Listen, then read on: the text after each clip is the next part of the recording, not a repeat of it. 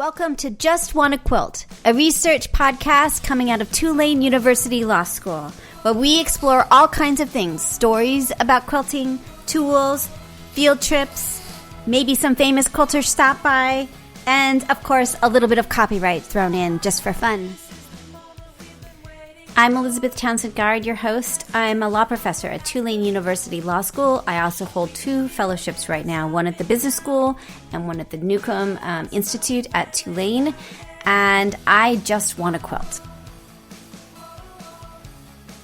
So today we're talking to 3 amazing people. Chris Schnitka,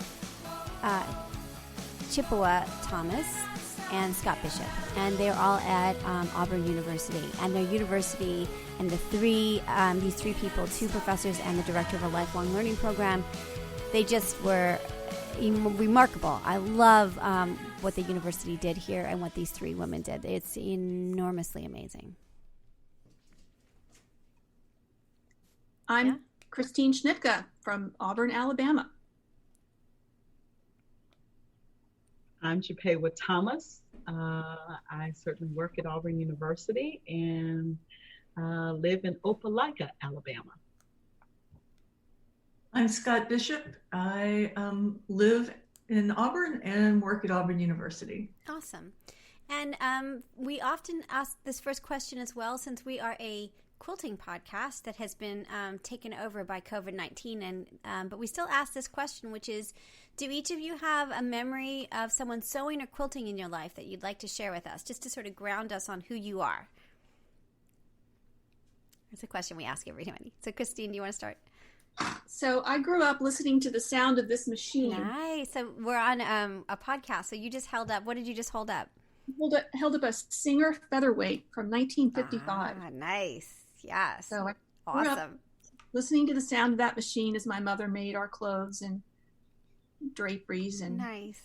furniture. Interesting. Chippewa? Yeah, I have a couple of memories that sort of converge as I think about my upbringing. My mother was a sewist as a teenager, and she passed on her skills to me by buying me my first sewing machine. But just like Chris, I also learned how to sew from my dad, who had, I think, like either a 1920s or a 1930s foot pedal or crank. Really? Nice. That he taught me some things as well. But both his mother and my mother's mother also sewed and actually made their own clothes. So I got the intergenerational thing going on. Nice. Learning skills from all kinds of people, and just took a workshop last fall for the very first time. There was a Zora Neale Hurston exhibit at a Tuskegee University Museum. Nice. Where a quilter came and led a workshop and taught us some of the basics of quilting. Love it. Yeah, and eager to actually get into learning more about quilting. Awesome. We like that. That's good. Scott? So I had a mother who was a closet sewist. She didn't like to do it, but when she was put under the gun, she made all the bridesmaids' dresses for my sister's wedding. It was like, we always thought you couldn't do that. But we always had my grandmother, her mother's sewing machine around the house, and I loved it. And it looked a whole lot like the machine that Chris has, but it was in a cabinet, and it was called a Free Westinghouse. It was one of the first electrified sewing machines, and so it looked like a treadle, but it was just right. Had a little engine on the back of it. How interesting. Well, very cool. Okay, so the next question we've been asking people is sort of, with these interviews, like, take us back to what you all were doing in, say, November, December. Sort of, who were you before this happened? We are interviewing on Friday, June 12th, 2020. And I'm curious, sort of, what was your life like before COVID and masks and all the other things that we're suddenly involved with? Wow. Last fall. like a year. It feels like teaching- 1,000 years ago, right? I was teaching classes, Mm-hmm. and my life was very, very busy. And gosh, I was just wishing that something would happen so I could have some peace and quiet. Really? Yeah, that didn't happen, did it? Chippewa, what were you doing? I guess my strongest, what comes up for me in response to that question is I was really just celebrating and reveling in having just been promoted to full professor. Isn't it the best? I'm a full professor too. It's like, Yes, it is like changes your life, right? Having gone through that process and even for the past 7 years, Yes, really right? thinking about it and preparing for it. Huge. But most importantly, in October was when our new fiscal year began, which means I received my raise. Oh, that's great. Yeah, that's great. So even though I hadn't and still haven't any plans to celebrate like with a gathering or a party or anything, I just remember October, November being a time that I was just celebrating. I felt like once that happened, I felt like for those understand, like as professors, we train, then we have to get a job, then we get judged a lot for like years. Like every moment feels like we're being watched and judged and everything, and then we get tenure, but then we get a full professor, and our lives are different. And I don't know, did you feel? I felt like, well, I did the podcast. I changed. I did a lot of different things that I wouldn't have done if I was still being reviewed constantly. So did you feel that change? Somewhat. For me, it probably, I didn't really have time because to feel the aha. I mean, yes, I did, definitely, but not really significantly. It's probably a little anticlimactic. Interesting. Just because my configuration of my position is a little weird. I direct an office out of university outreach for about 80% of my time and effort, but 20% of my time is still devoted to the faculty. And what faculty are you? What So department? My discipline is counselor education and supervision. So I'm a mental health professional by training. Nice. And I still direct dissertations and the whole thing. Publish and am active as a researcher and an outreach scholar. And I'm also CEU coordinator for the department. So wearing a lot of different hats, I continue to just keep moving. So I don't know that I felt in that same way that I expected to. Yeah, interesting. Scott, what about you? What did the fall look like for you? What happened before, even January? Like what before this? How was your life going? How were things going, and what were you doing? I was last year. I was the interim to be the interim director in the position that I am now, and in the fall I was applying for this position, and then in January and February interviewing, and so just about the time I got the position, COVID happened. Wow. And tell us what your position is so we understand how that impacts I'm you. the director of Lifelong Learning Institute. So last fall, we had just wrapped up my first fall term where we offer classes that are taught by volunteers, but often they're retired professionals, retired university professors, and we offer them to people usually over 60 years old. And so one of the challenges of COVID has been to take our classes online quickly. Yeah. It's interesting. My husband and I talk about this a lot. He's a professor as well, of how it really shifted sort of online and people's comfortability with online and really got us into a new era in a way that we probably wouldn't have in the same way, right? Like your population, I think about families and all these people that wouldn't have been in Zoom and all of that it really shifted us as a culture to a much more digital environment, which is so interesting. And even for some people who are really resistant to this type of technology and delivery of education, to really get on board. Right. Like you don't have a choice. Right. Welcome to the digital age. Okay, so tell me then, let's do a little bit of a timeline. Like, what happened and how did the three of you connect to each other? And sort of what is the story here of what happens, say, probably starts in February or March for you? So I'm curious what happens next. Can I start off? Yes. So COVID hit and I just could not work. I just was so emotionally fraught with fear, anxiety, worry about everything that was going on. I could not focus on work anymore. And what again, because we're doing a historical record, tell us what time period that is.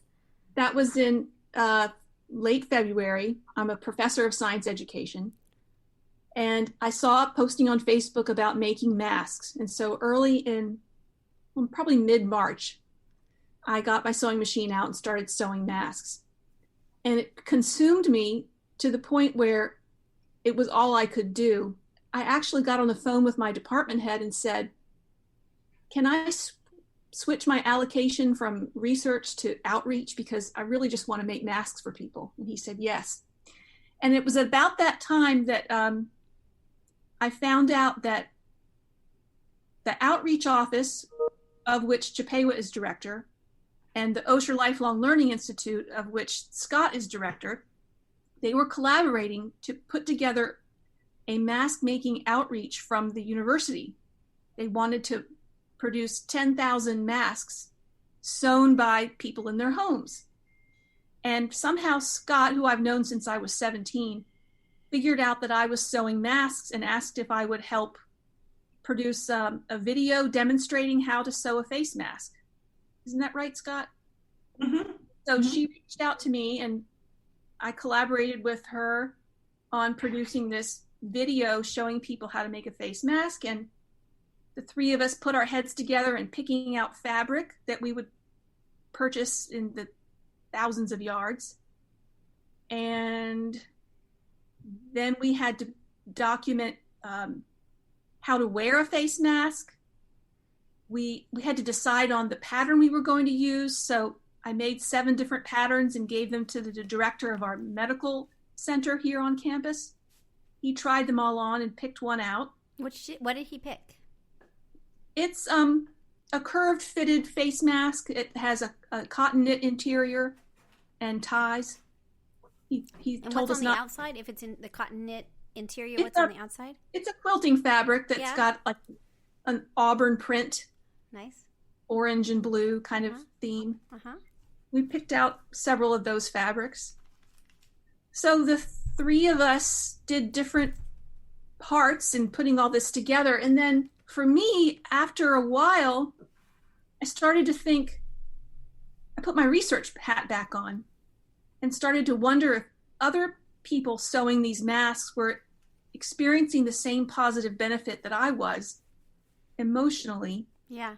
So Chippewa and I decided that we would ask the university for permission to conduct research on this topic. And so we got an IRB approved and we started interviewing people, and I'll let her continue and sort of talk about that process. But that's how it started for me. Very cool. Well, I first of all want to just clarify that Scott and I both work in the Office of the Vice President of University Outreach. I direct the Office of Faculty Engagement. Nice. Certainly my compatriot Scott certainly directs the Osher Lifelong Learning Institute at Auburn. And so it's part of my job to engage faculty, and really going back to middle of the month of March, thinking about where we were. University Outreach was, as a division, rallying around what we could do to continue to carry out, I guess, the mission of outreach. And I remember one of the first things that I was asked to do was to reach out to our textiles and apparel design faculty in the College of Human Sciences. And because, of course, issue to stay away from campus and not come back to campus and to start working remotely had just been issued. Folks weren't necessarily available to be contacted readily, and there was some some communication. And so we really had to move on with identifying people who could contribute to what would be the university outreach COVID-19 mask making initiative. And I won't take the time to explain all of the things that really went into that, but certainly as my colleague Scott will share, I hope with all the different components that were involved in the initiative and sort of where we are now. But my part initially was to help coordinate how we would actually receive fabric and the thread that would be distributed to volunteer sewists in our greater community, and get those materials to the place where mask kits could be prepared or cut to then come back so that they could be distributed to sewists in the community to make the mask so that they could come back to a central site for then those masks to be distributed. So I had a small. Really interesting. Who were you making the masks for? And how many masks, and where did you get the fabric? I'm really curious about sort of the logistics of all of that. Absolutely. Well, the part that I can speak to is we did identify in our exploration of suppliers of fabric and thread and other sewing materials might be needed for the initiative, to equip certainly the volunteers that were adding themselves to the list.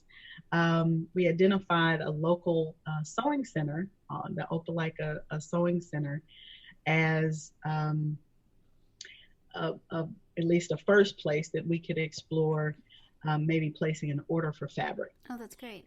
And by partnering with them, we were able to place not only a very first large order, but then a second order for fabric and thread that would ultimately be.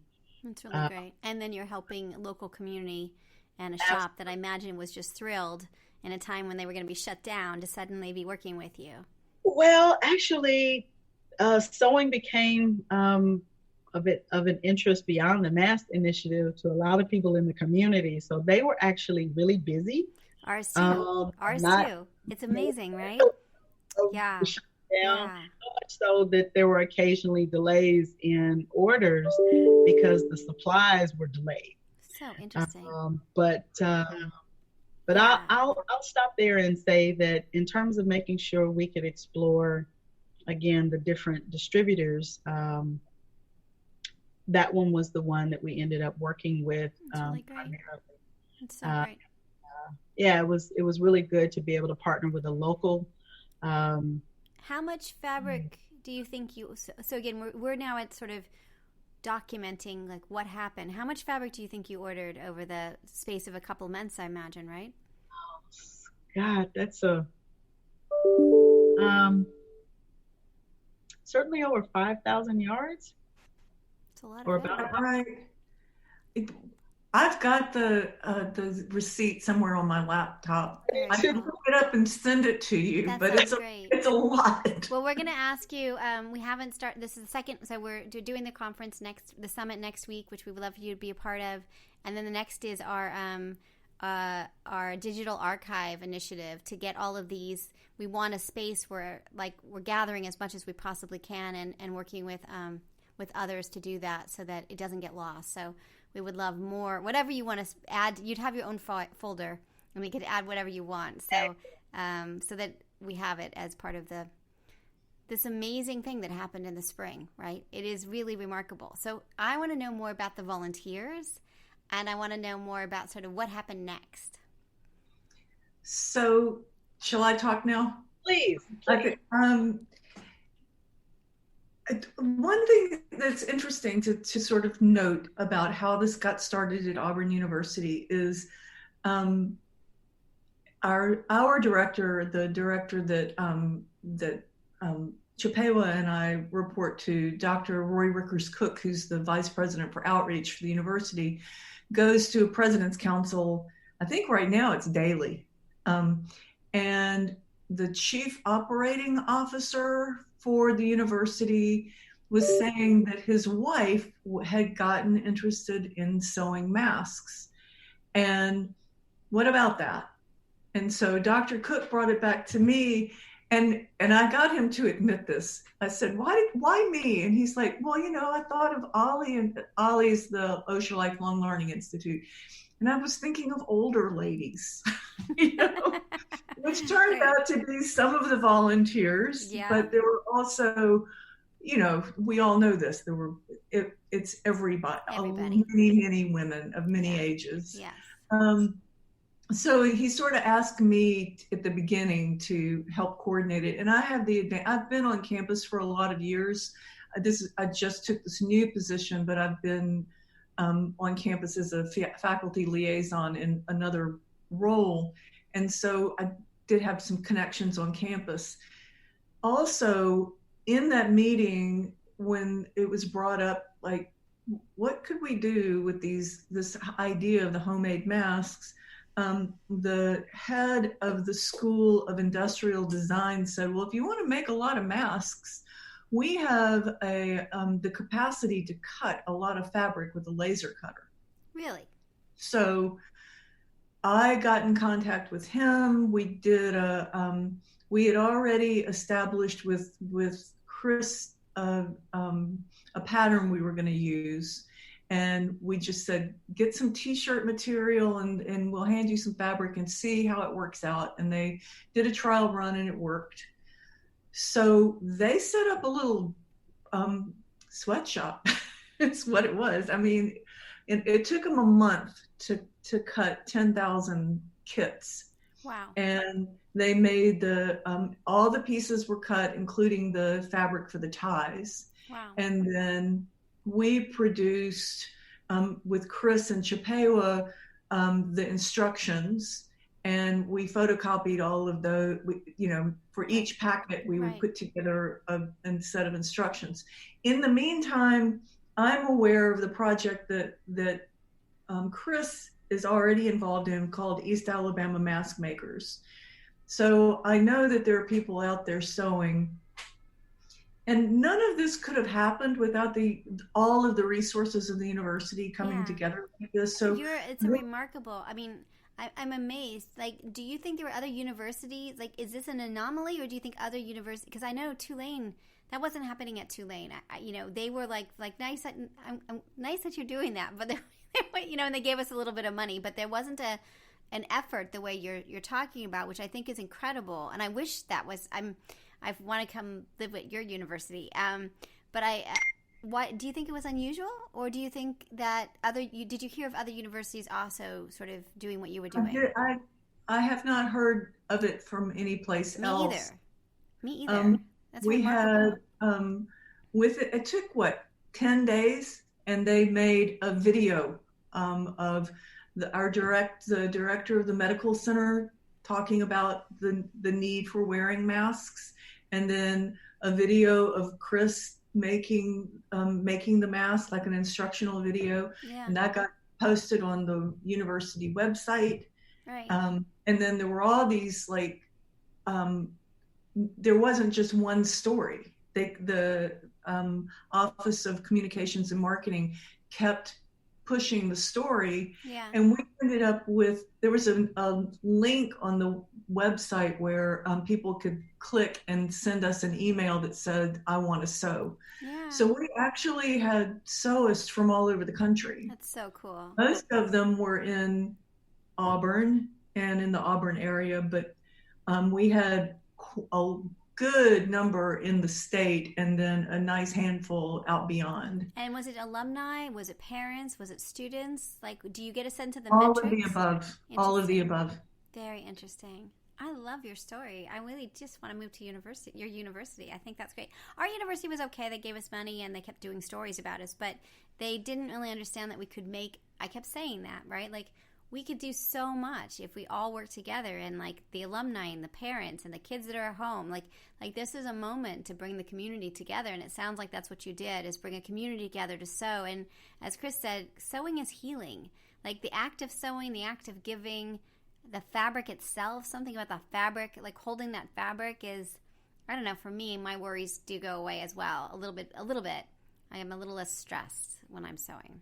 I think for me, one of the things I liked about when I was just in the thick of it and sewing every evening when I got home, was having an object at the end, instead of just emails and worry and trying to make plans that go nowhere because you don't know what the future is going to be. It's like, look, I have this thing.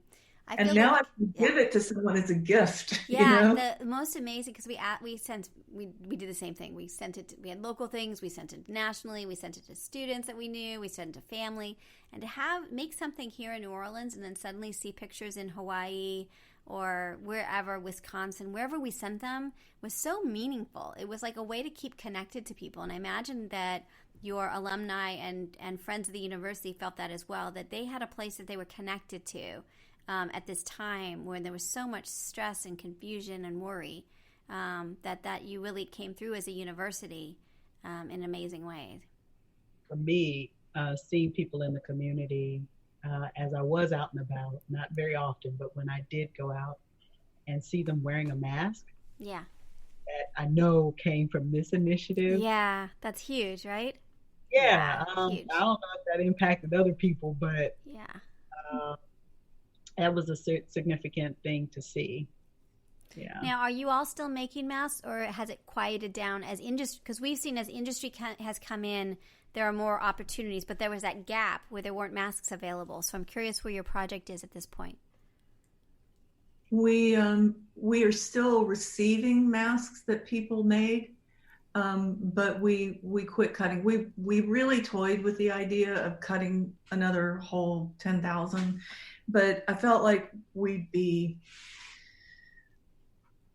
was this weird disparity between the supply and demand, because we could have done 40,000, but then could we have gotten sewists to do that many? And the thing is, and now you can go online and buy them. Yeah, now you can buy them. So we always knew there was this gap of, like, it was a crisis gap, and that's part of why we have everything at Newcomb, because I'm afraid of that all disappearing, right? Because it was such a short period of time, this burst of us all sewing, and so and I'm a cultural historian by training, so that is an important part of it.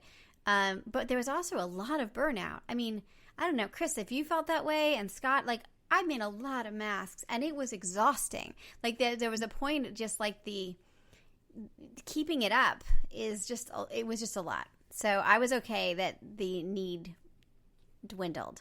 I'm kind of ready. I'm glad to be able to focus back on the other work that I do too. Me too. And I did hear from sewists. At a certain point, all of our fabric was orange and blue. And there were people who would come in and say, I'll be glad to do another 20, but I'm so tired of looking at this fabric. Totally. I could see that. It's like, it's, there's something, and it was more than just the sewing. It was the emotion. It was all of it, right? I don't know. It just was a lot. It was a lot. It was, psychically taxing, I guess, all of it, and so uncertain. So interesting. Well, I remember when I was sewing, I remember thinking to myself that I didn't want the sewing to become tiresome. That's really good. And because of the nature of the work that I did, I had to limit how much I sewed and when. Right. And like, I actually still have some fabric to cut. Me too. Me too. Sew, and to give masks back from the remnants of the fabric that we had left over from the mask kits being made. And I remember thinking to myself, no, I got to really space this out, because if I get really obsessive about it, it's going to overwhelm me. And that's not what I need at this time. So I was trying to a little differently than I probably approach everything else that I do, especially work. And say that I wanted this to be pleasurable and something that I really took my time and savored and appreciated. And so there were periods where I stopped and then I come back to it. And because of the work demand, I almost had to set it aside at times. And then I came back to it as a way to have a relief, some relief from the work, because certainly, although I was a volunteer and this was work related, the actual sewing was to be done during my personal time. Yeah. So interesting that you say that. What an interesting team you are, that all three of you were sewing. That's like really remarkable, because we've seen a lot of teams where some were sewing, some weren't sewing, and to all have that experience, it must be very bonding between the three of you to have been through this. Yeah, and I wanted to, I'm sorry, Chris, but I wanted to speak to something related to that. But Chris was sewing with her daughter the whole time. Really? That's very cool. How old is your kid? 32. Nice. Yeah, very cool. So nice. From her dog. That's really cool. So you guys were doing it together. That's really cool. That is, we've seen a lot of that too. We've interviewed somebody who was a scientist who was trying to figure out which mask was the best, and her mom was sewing all the samples. Mm-hmm. I like that. So so great. So for me, the shift has been to interviewing people. Chippewa and I have interviewed over 100 people together. That is so great. And what are you are you interviewing them on the kind of psychic, like how it made them feel better? That is really, really interesting. I love that. I would love to hear some of those interviews. That would be really interesting. And what are you finding on your interview? Well, we're finding a lot of things. We're hoping we can maybe talk about it a little more formally next week during the split. But right now, Chippewa and I are looking at the people over age 60 who are sewing. Yeah. And we're looking at how it's impacted people who are in that age group.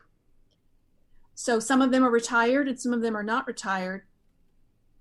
And we're seeing how it has made them feel alive again, like they're seen. Yeah. They're able to contribute to society with their skills and talents in a way they felt were not as valued prior to this. So we're hoping to publish our results in some journals that relate to aging, which is very much in line with what Scott is doing with her work. So interesting that you say that, because I kind of am amazed. We interviewed all these doctors and scientists last week, and all of them had their own masks that someone had made them, and they all were like, thank you so much for doing what you're doing. Like there was a sense, and it wasn't fake, right? And what you just said, it really, really hits home of like we're more visible, we're a little bit more respected. There isn't a the whole thing of like, oh, your grandmother makes quilts kind of thing is a little less. I don't know. It's been an interesting, as you said, I'm really glad you're doing that study. I can't wait to see it. I think that's really interesting. And again, if you're interested in putting it in as part of this archive, I would love, whatever you want to put in the archive, because I think that's really important. That we weren't frontline, like we weren't at the hospitals, but we were as much part of that as you could get without being at the hospitals. We were donating, most of us we were all meant to donating our time, but we're also donating their fabric and making choices on all kinds of things. So I think that's really cool. I'm really cool that's so cool that you're doing that. That's so important. Seriously.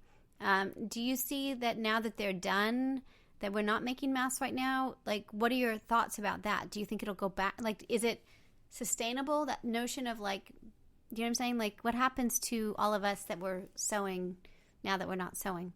Well, I've talked to some of the people about, have they considered charity crafting? And many of the people have never heard of charity crafting. So what I'm hoping we can do with our research is put forth some recommendations for how to engage people who are over the age 60 Yeah. in this kind of work going forward in normal times, so that they can continue to feel a sense of purpose in their lives. Yeah. I like that. In sharing their talents and giving things to help other people. Yeah. No, I think that's insanely great. And as you know, I mean, I'm sure you're aware of, is that the quilters were already doing that in the sense of all the charity quilting. But not everybody was a quilter. Like, that wasn't what was happening. So I'm curious, particularly with Scott and what you're doing, do you think that the lifelong learning, do you think the university will stay involved in providing opportunities for collaborative work and community work on a sewing or craft basis? Like, did you learn anything? Like, what are you going to do with, now that you know about this? What do you do next, I guess?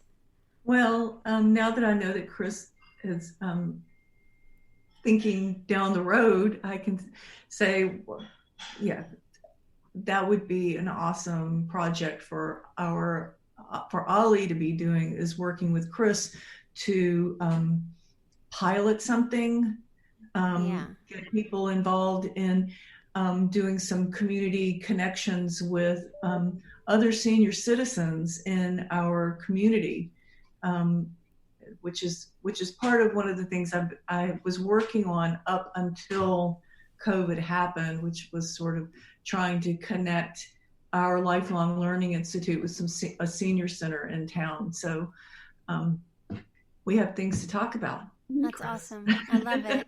Well, your story is amazing, and it wasn't one I heard. I'm so glad you reached out, because it's, I feel like we have to capture these stories, and if we don't, they'll get lost. And I'm so excited about your paper. I really do. And again, if you need a repository for any of your resources, like, think about us, a copy of them. It's all digital. So anything else that you want to talk about before we end? I'm really... any other issues? I imagine because you were using the fabric, you were just using the fabric. I was thinking, I'm an intellectual property professor, so I always ask like IP related questions at the very end. And so I imagine, since the university was supportive, were they worried about liability? Was there any legal issues that arose when you were using the colors and the resources of the university to create masks that were going out into the community? We worked with the risk management, and spoke with them about what we needed to say and what we should say. And actually Chris and Chippewa had already sort of covered all the bases, along with what Dr. Fred Kam had said on the video, which is, these masks are not going to prevent you from getting COVID. This is how to take care of a mask. You need to wash it every day, in between uses. But we just made sure, we kind of checked all those boxes with risk management. Yeah. And it wasn't a big deal. It was a fun conversation. That's what I saw around the country. It was a emergency. There was a kind of like, we're not going to get overwhelmed by legal, is what I saw over and over again. Mm-hmm. We were fortunate, and just to say that our development office, or Office of Development, gave us $20,000 of seed money, which started the whole project. That's really cool. And covered a lot of our expenses. And then seed. So does that mean that you got money from elsewhere, or was that the budget that you had? Some people, and it wasn't a lot, but a couple of departments, especially on campus, that had people still working on campus, requested masks, and they made donations back to outreach for it. But they gave us the $20,000 that made it happen. That's and the huge. Rest of it was a lot of donated time. That's really great. Yeah. That was what we had. We didn't have that big of money. I think tiny, but we were able to get fabric and then give it out to the community. And that was part of what we were doing. So I love your story. I just think it's amazing. It really is. I just think it's profound in what universities should be doing. And, insanely interesting and great. I keep thinking about all the different places we're trying to put one, trying to not double up people on panels. And I think like you should be on every panel. There's like, it's a bit of a problem. So we've, but I think about your mobilization and your outreach and the science part of it and your study you're doing now. It's so very interesting. I love it. It's really great. I really appreciate you all coming and rescheduling because there was a mishap yesterday. So I really appreciate double scheduling because I know it's hard to get all of us in one room. So I appreciate it. Well, thank you again. Are you okay with me posting this? Do you need to review it? That's the legal hat on me that you have to say it's okay. You don't need to review it. Sometimes people do. Sometimes people say naughty things about their family or whatever, like things go wrong. Awesome. All right, cool. Well, let me turn the recording off and just hold on just 1 second. So you've been listening to Just Wanna Quilt, a research podcast coming out of Tulane University Law School. And I'm Elizabeth Townsend Gard. If you like this podcast, keep listening. Also, we have a Facebook group.